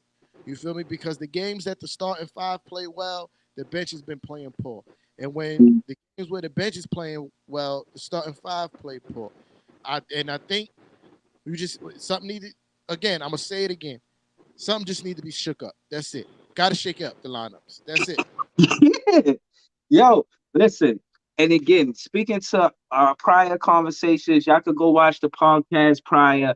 And I didn't agree with you. You said, yo, we not doing what. And 2 things I wanted to say. One, this is a freaky season, man. This has got to be one of the first seasons I've seen this many teams been in first place. Washington been in first place. The Knicks been in first place. The Nets been in first place. The Heat been in first place. The Bulls been in first place. Yo, that's 5 different teams that been in first place from the start of the season. And I don't think I missed. I don't think the Sixers, Bucks, Hornets, or Celtics ever was. I know the Knicks I think were. this. JJ made note of that. 4-1. I can't forget it. Uh no, but that's it. I think 5 different teams have first place in the Eastern Conference thus far. That's interesting, man. It's Yeah, very it's very close right now. You know what I'm saying? yeah, Nah, man. that first 6 is it's a 2-game difference between the first seed and the 6th seed. Oh, it is something I wanted to talk about. Yeah. So like you always say that you don't always agree with every Net fan, and I feel the same way with every Knick fan, right? Especially Knick fans, geez, because they be wilding. You feel me? Like, so it's been a cry for a select few. I wouldn't say a select few, a nice amount of Knick fans talk about we should trade Julius Randle. This is the most dumbest thing you could do in the world, and this is what I want to talk about. This is the dumbest thing you could do in the world. Why would you trade Julius Randle? Like, and and and think about this Morale. as a Knick fan. I don't think it's morale. I think everybody on the team likes Julius Randle. You feel me? Like, I don't think there's a morale thing. Everybody on the team has openly came out in support behind Julius Randle. So, like, I don't think it's a morale thing. I think Knick fans are just frustrated, and because one, their expectations were too high. I think a lot of Knick fans act like we was going to go to the championship this year, which wasn't the expectation. Yeah, but you made a But bet that yeah, we 3 through 5, right? That's not yeah, too high. yeah. That's my expectation, but I'm not also not calling for Julius Randle to be traded. So that's my point. You feel me? I'm gonna tell you why this is stupid to try to trade Julius Randle or to trade Julius Randle.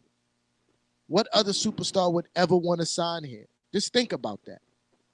The man came here, said he wanted to be here, took less money to stay here, and he's struggling. And the first thing you do, you don't even give him the whole season. You trade him halfway through the season. You don't think other superstars will look at that and be like, I'm not going there. Like, so you mean to tell me It's the big if I, city tough. You know that. I This is a tough town. if I go there and I sign a contract, I try to settle down and want to build something with this organization. The first sign of me having some struggle, they're gonna boot me out of town. That doesn't make any sense. Oh man. That doesn't make any sense.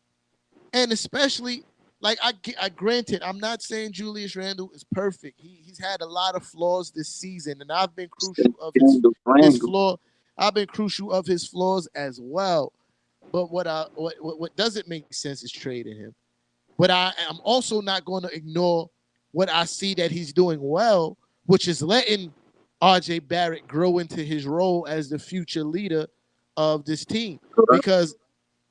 Because Julius Randle could have easily seen RJ Barrett flourishing and start shooting a million shots. Oh, Ty, what up, Ty? He don't call a regular show, but he called now. All right. What you Hold want? on. I got you, Ty. He want to ask you a question too. Go ahead, T-Ty. Go ahead, Ty. Yo, I got a question. How Javon Carter got more All-Star votes than Fournier, Randall, and Kimba? What's up with that? So is Javon Carter going to the All-Star game? It don't matter, but he still got more votes. It does matter. Like, who cares who get more votes and don't go? He still got more votes than French Fry, okay? He still got more votes than Kimba Walker. Where does that go down in the history books that Javon Carter got more All-Star votes? Next season, it won't even matter. He still got more votes. He got more votes than Fournier. He got more votes than Fournier. He got more votes than Randall. Look.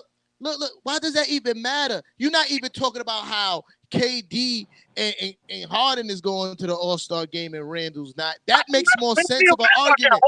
All I want to know is, look, you learn it from Big Fan Breezy, bro. You ask me a question and you won't even let me answer it. You ask me a question and I can tell you, a Big Fan Breezy Jr. You asked me a question and won't let me answer it. Let me answer it. You're not even talking about, like, I would have to tip my hat. You talk about KD and Harden going to the All-Star game and not Julius Randle. You're talking about.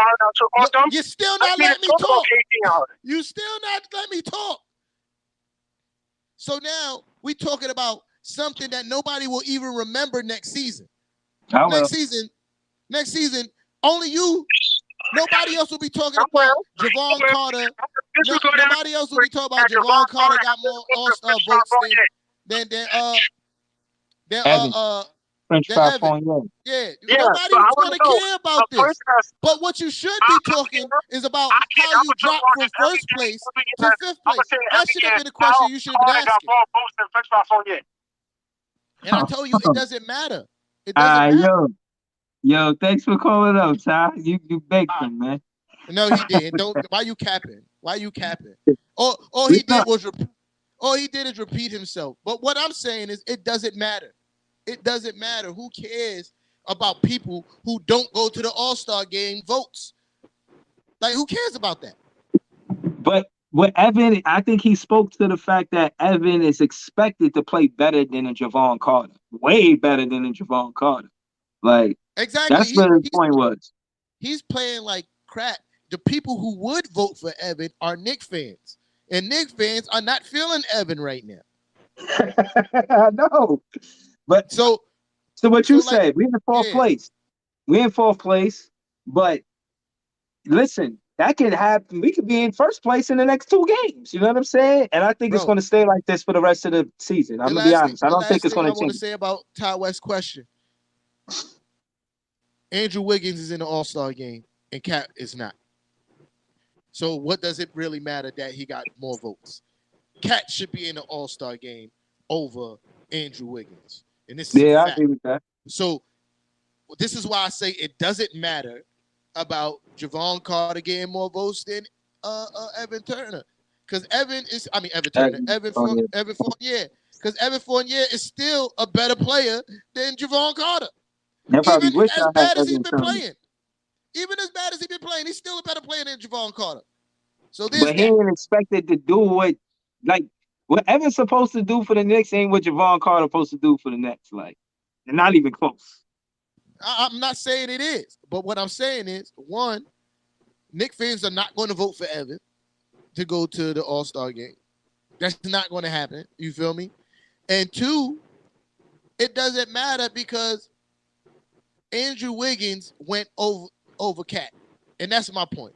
Why it don't really matter, because it's fan based. You feel me? Like I hear you. fan based. Like, but yeah, there's that. So I digress on that. Nah, I hear you, man. I feel like, again, speaking to the standings, we gotta win games for us to. There's no comfort zone in the standings. You know what I mean? We're in fourth place, but that could easily be sixth place, Y'all and about to drop to fifth by tomorrow. and it's hard to say what'll happen. I mean, you guys got help by beating the Bucks, so hopefully that happens. You know what I mean? Now, Because y'all gonna lose if to the y'all Warriors. Y'all gonna lose no to no the no Warriors, no no no, and but the Sixers gonna pass y'all. No. The standings change tonight depending on who wins. If the Bucks win, we're gonna be in fifth place without No, playing the game no. because they're gonna have It is, 31 wins. but if y'all lose tomorrow, the Sixers y'all still gonna be in fifth place because the Sixers is above the Bucks. No. And What I'm saying is, do the the Sixers even play Sixers, tonight? no, they don't play tonight. But if you lose tomorrow, I hear what you're saying. I get that part. I'm So it saying it's don't a matter Buck if we, game on now, like yeah. tonight. But what I'm saying is, That's why it whether matters. but tomorrow y'all gonna lose against the Warriors, and the Nah, Sixers is gonna go nah. above y'all. Y'all think y'all gonna beat the Warriors? Yeah, yeah, they're not even playing well. And if Draymond Green not there, they're Bro, not the same team without Draymond Green. they've been playing And well enough. They've been playing playing well well enough for enough. what? What are they in their last 10 games? Talking about Six and playing. four, 6 and 4, Okay, 6-4. They won their 6 and 4. last 4, so they playing good basketball. But Yeah, yeah, we still got a chance. We still got yeah. a chance. We got every team come to compete. No, listen, Trust man. me, the Hornets is beating teams that people didn't think they would beat. They just whooped the Bucks the other day. You know what I'm saying? So when the last time have the Hornets been beating the Bucks? This season is a special competitive. Everybody's competing in the Eastern Conference, bro. Yeah. This is one of the most competitive Eastern Conference All standings right. I've So seen in a and while. this is what I'm saying. Considering what they did to y'all with KD on the court, the last time y'all played, you remember that, right? It was I crazy. remember last game. They were chanting MVP for Steph Curry in the Barclays. I know you remember. I know what I wanted to say. So I'm gonna say it. seeing how they whipped y'all, KD in the lineup, you don't think they're gonna whip y'all with KD not in the lineup? Nah. I think that we have to adjust without KD, and tomorrow is a game that we prove. And I think that James Harden plays with his chip on his shoulder, especially compared to Curry, because Curry, he just got number 1 for 3-pointers this season. And respectfully, Harden is number 4, climbing that rank, and he might be number 3 by the end of this season. And I think he feels like he's playing with a chip on his shoulder because he's constantly being overlooked when spoke. And the superstars who runs the NBA, who's the best, he's being overlooked because his accolades. He don't have a championship. And I think he's playing like, yo, I want that validation. I want that shit. And I think he shows that tomorrow versus Steph Curry and the Golden State Warriors. Like, bro, we the thing know, about yo, the they Warriors, can be beat. The Warriors can be beat. They I can mean, be beat like everybody the could be NBA beat, bro. team. They lost 13 Yeah. times this season. Everybody could be beat. Yeah, But They get 14 could be bro, good. that whole team is playing well. The whole team. The Mhm. whole team. Yeah. Jordan Poole, Andrew Wiggins, Clay is back. Clay's back. He's playing pretty decent in his limited time. You feel me? Like, and he's not even playing like normal minutes. That he's been playing decent. Gary Payton, the second, playing decent. Yeah. Like the whole team. You Right, feel but me? no, just we And I'm coming to compete. We coming to compete, I'm bro. not saying you're not going to compete. I'm saying that they're going to win.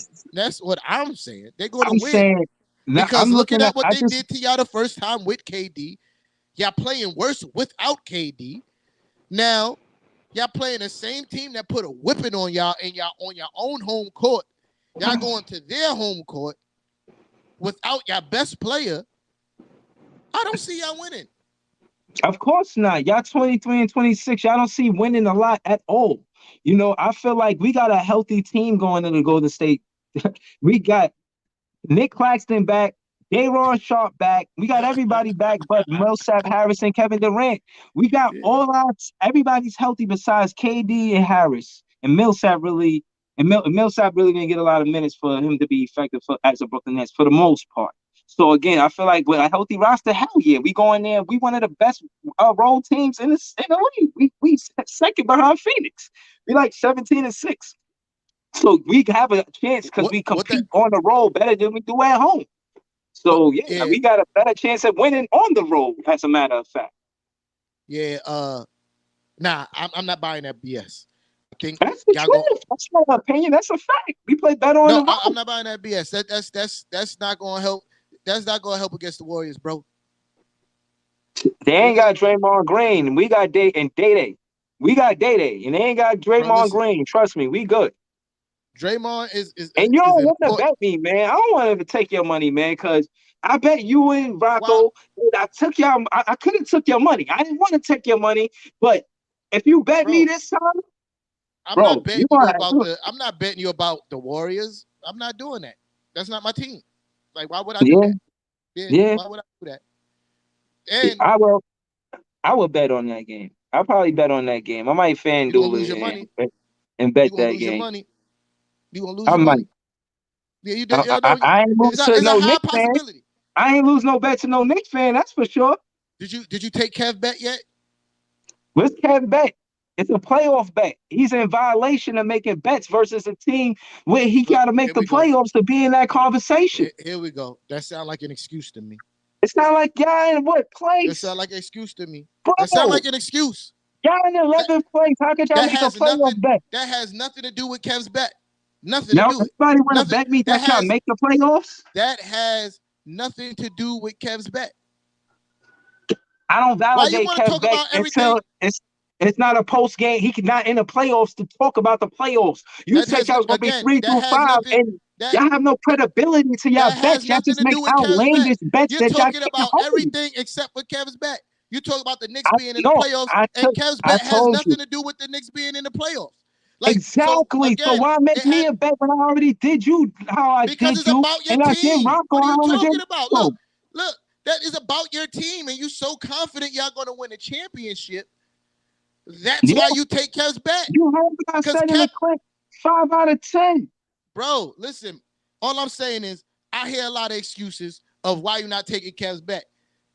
You talk about everything else except for why you won't take Kev's bet. I'm the one who make the bets now. I'm the captain now. No, I'm the no, one who look, won the last two bets. I'm the captain. I sounds make scared the to me. bets now. So that's Sounds how it's scared gonna to go. me. No, that sounds scared to me. That Nah, sounds scared to me. That sounds nah. scary. That's We'll why see. that's why they call it scary hour vlogging. I see. It's Nah, that's scary over scary there. hour vlogging because I pull It's up while Knicks scary fans over is there. tucked in, Bro. wishing they could get a win. Yo, Because y'all listen. been, And I bro, remember oh my goodness. I and I can't believe remember this. I remember Kev making a bet too.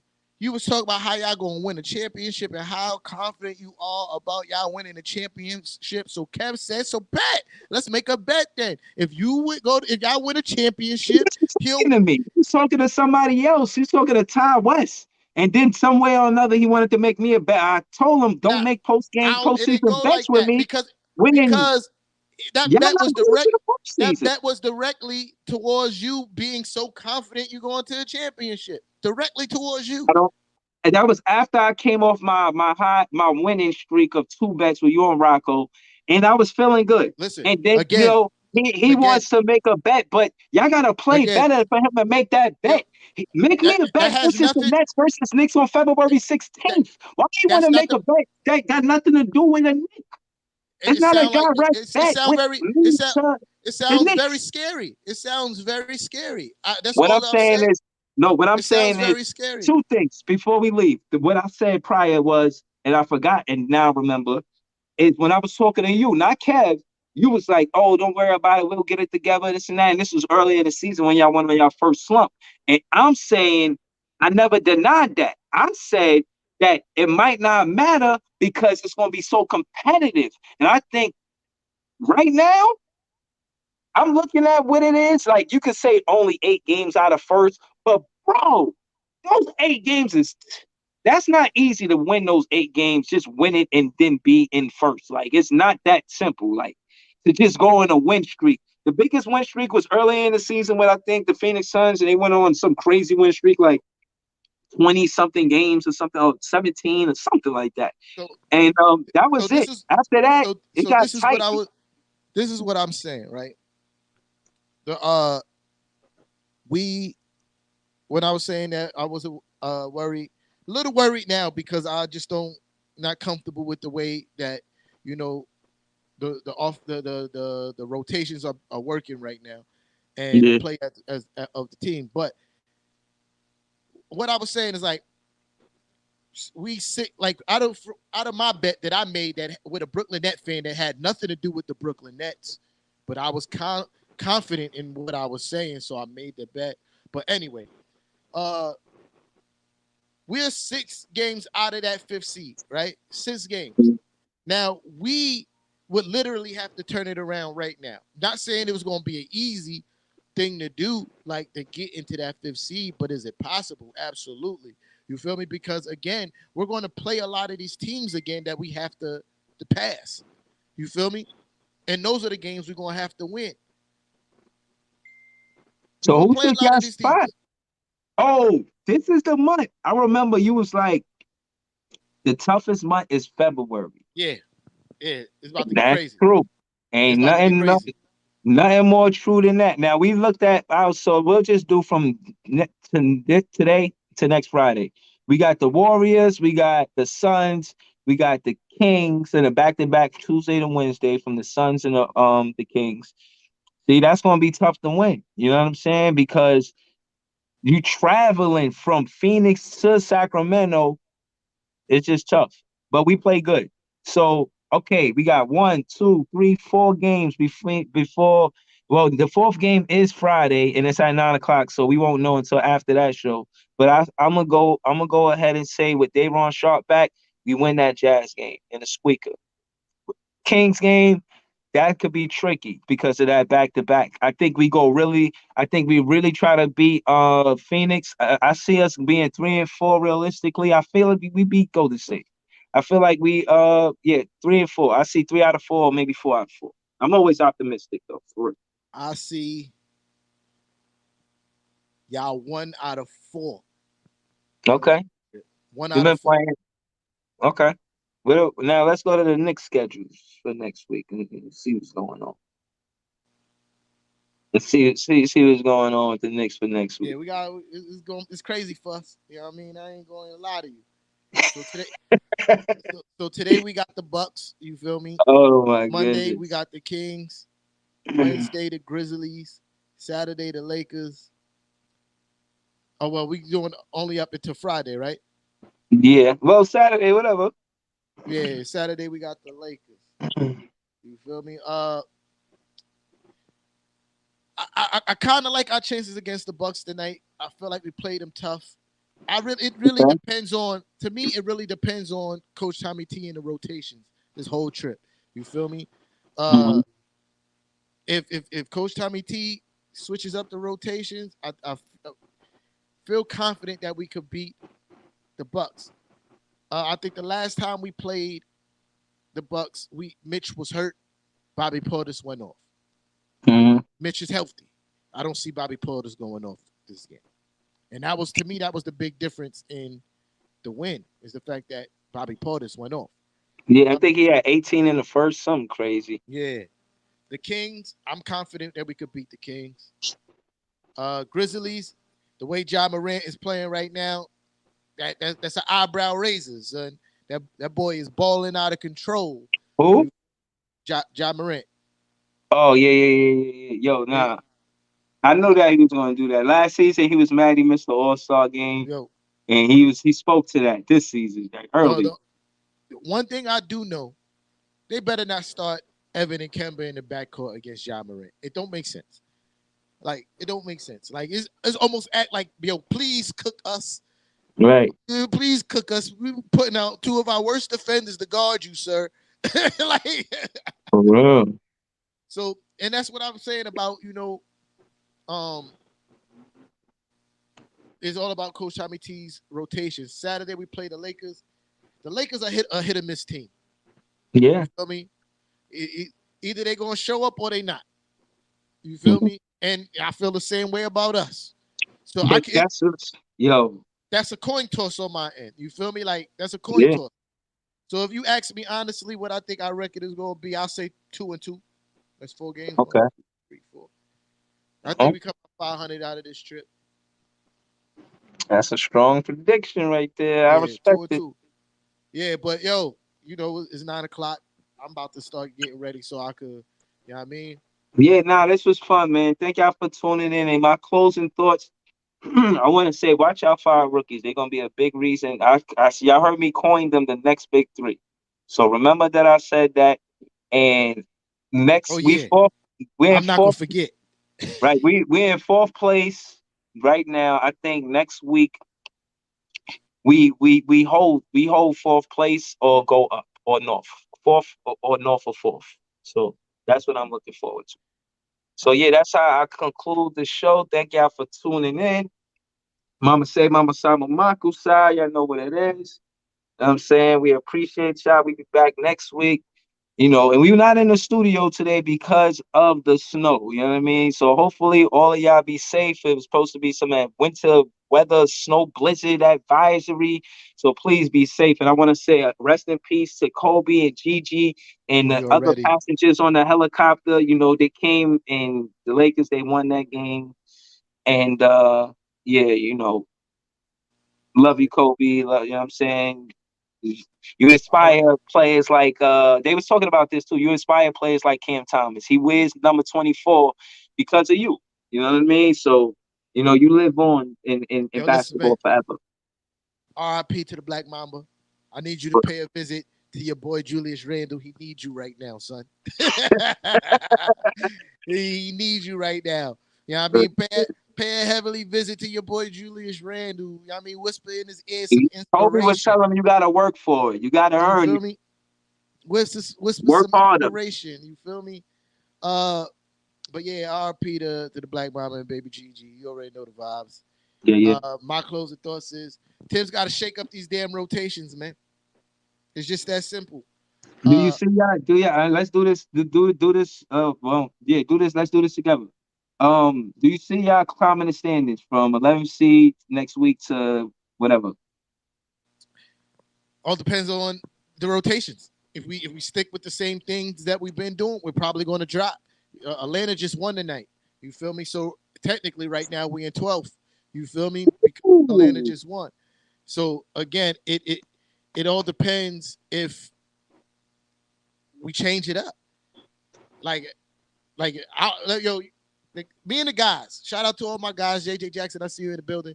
Me and the guys, when we watching the games, we all say the same thing. Like, yo, what's up? Like, y'all why? coming outside today? Y'all vlogging after the game? I'm pulling up. I'm going live after the game. I got people outside. Yeah, let's get it.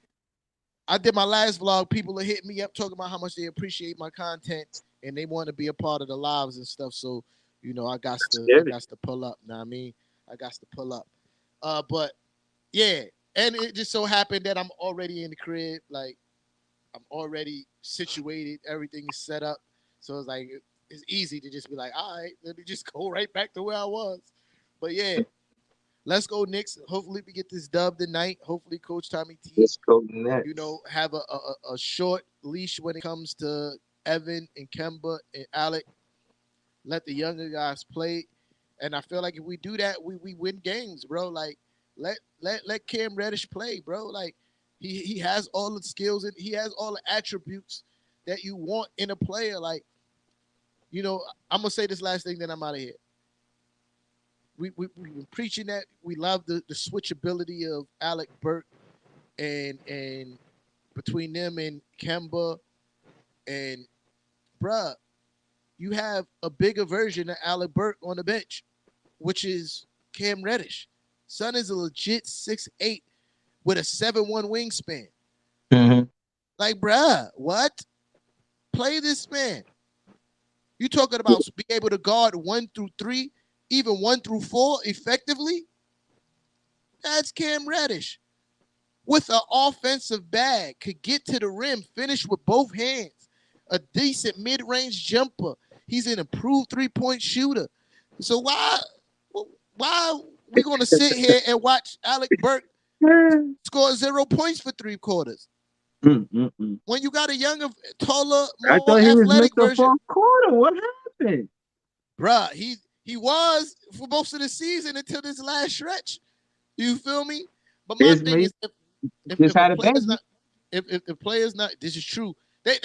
And so did Julius Randle. They ain't getting no sleep when they at home, bro. I'm trying to tell you. Yo, listen, y'all wifeys got to understand when y'all come home, y'all got to sleep in the other room, bro.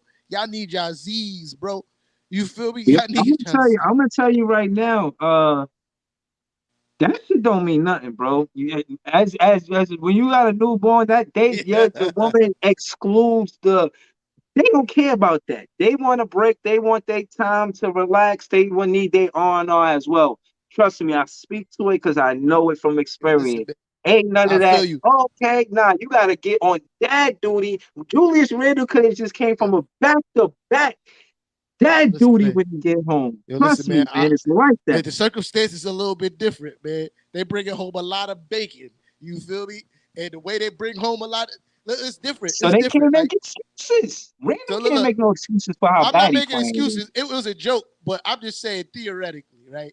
If our livelihood is predicated on how well I do on the basketball court, I'll be dead when I'm up in the morning. But I need these 8 hours. You feel me? I'll be dead when I'm up. Because if not, the next check ain't going to look as fat. You feel me? We'll see, man. We'll figure out y'all need Scooby-Doo and the mystery machine to figure out how y'all going to get y'all next win, man. I think what I said is the answer. Quick and Grimes to the starting lineup. Evan and Kemba to the bench. You feel me? We'll win. Just like that until Derrick Rose get back. And then you have a bigger problem to discuss with Derrick Rose and Kemba in the backcourt. You feel me? Yeah. But yo, we'll see. We out of here. Thank everybody for pulling up. See y'all next week. Yep. You already know the vibes. Yeah, stay safe, man. T-Time Big Fan Breezy with Who Run the City. You already know. Y'all. Yeah. Let's run the city.